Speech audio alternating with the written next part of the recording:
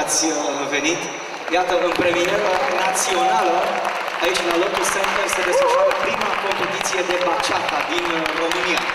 Dar înainte vreau să vă prezint pe colegul meu care va conduce programul alături de mine. El vine din București, de la Salsa Galaxy și se numește Dragoș. Bună seara! Mersi, Cristi, nu plecam.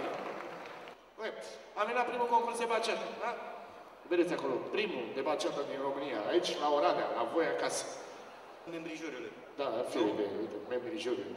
Avem câțiva membri din juriu, sunt mulți, frumoși. În Budapesta a venit alături de noi Marta. O să începem cu fetele, pentru că iată numai fete în juriu. Avem, tu ești la padă. Aici, deci din Oradea, Sonia. Andreea Ban.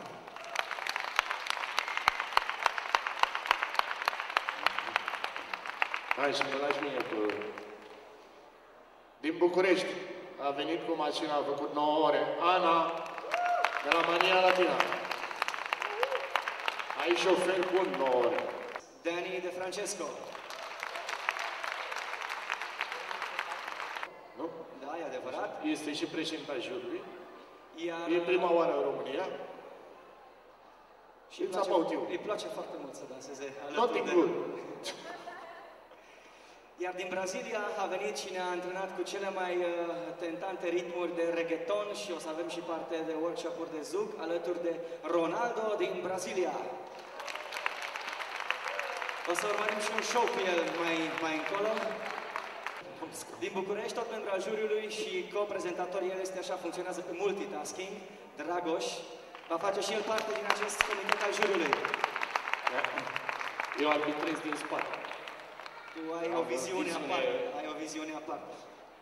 Vreau să aduc la cunoștința publicului că avem două categorii de competiție. O categorie de amatori, pentru cei mai proaspăt inițiați în latura dansului, cu vechime mai mică de 3 ani în orice fel de stil de dans, cu premii importante, și o latură de open, unde iau parte perechile, instructori, dansatori de show, iar nivelul va fi cu totul diferit. Amator.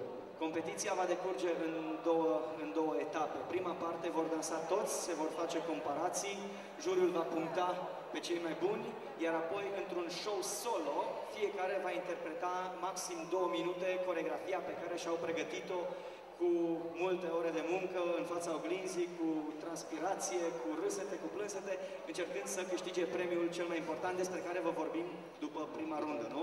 Da, prima etapă, ca să fie pentru toată lumea înțeles, prima etapă, melodiile se aleg de DJ, nu știu ei melodiile, este freestyle, dansează cum îi duce capul.